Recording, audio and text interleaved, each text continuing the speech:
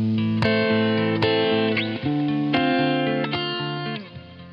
everybody, Merry Christmas. I hope you had the opportunity to celebrate with your friends and family. I was very lucky that my siblings came to town and I saw them for the first time in almost 2 years, so that was a really nice surprise. We had the typical American turkey dinner, which was a bit unexpected, but yeah, I hope you guys got to celebrate Christmas if you do celebrate. And it's not the biggest holiday here. It doesn't really feel like Christmas sometimes with the weather outside, but again, it's all about spending time with your friends, spending time with your family, more than anything. So I hope you guys enjoy the holiday.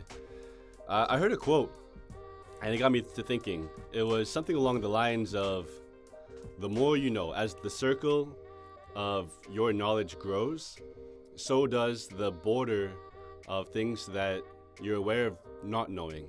So essentially, the more that you know, the more you realize you don't know. I think the quote was said a little bit better and more clean than that, but it spoke to me and definitely resonated with me, and something that I've experienced throughout my whole career. If we think that I've been doing this for, let's say, 16 years, in this industry for about 16 years, all the way back to college, I remember being in a fraternity and living on the frat hall. Guys would pop into my room every now and then and ask me questions like, hey, should I eat this? Or, hey, should I do that? And they would happen, very so often, but after a certain amount of time, people stopped coming in. And the reason people stopped coming to ask me for advice is because my answer was always the same. My answer was always, it depends. I don't have universal truth. I don't have single answers to solve everybody's questions. It depends. And I think people got frustrated with that answer and, they stopped coming, and they probably just turned to Google and they were better off in that way. And now, 16 years later, I still tell people the same. It depends. Because if we say that I'm researching 80% of my days, 80% of my days, I spend some amount of time researching health and fitness, nutrition and supplementation and sports performance and psychology and all of this. I'm studying something almost every day. And if we say conservatively that I research 80% of my days, and I've been doing this for 16 years, that's 365 times 16 times 0.8. I'm sure maybe we can do the math over here, but it's a lot of days, a lot of time that I spent researching. And a lot of the things that I research are redundant. A lot of things that, the new studies that come out, they are kind of repeating in a different way the things that were taught to me by people who've been in this industry for decades. But worse over, a lot of the things that I research, they become not just redundant, but they're actually hypocritical. You'll have two completely conflicting reports out there, and then we wonder why people are confused. It's very confusing. It's very confusing. And if you start researching and you read one article and it says, do this, this is good, or this is bad, and you just go off that one article, you can be going all over the place.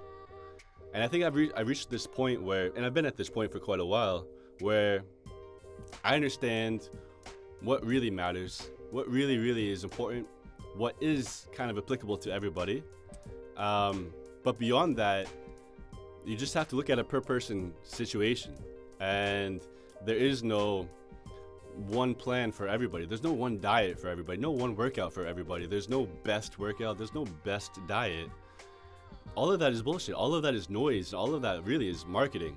A lot of these studies that come out, they are being backed by somebody with some financial, something to gain financially.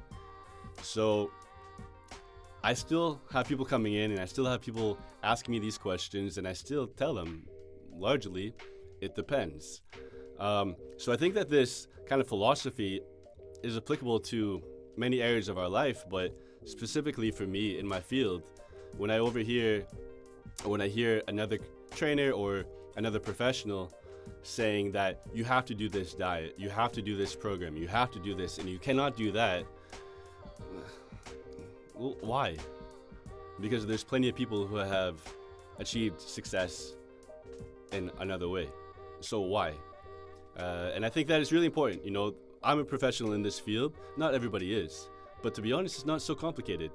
And I think my main purpose is decluttering all of this noise, taking away all of the mumbo jumbo in a way, and making it simple for everybody. Because at the end of the day, like, the universal truths remain consistent. You know, you move in different ways. You lift weights. You know, you eat clean.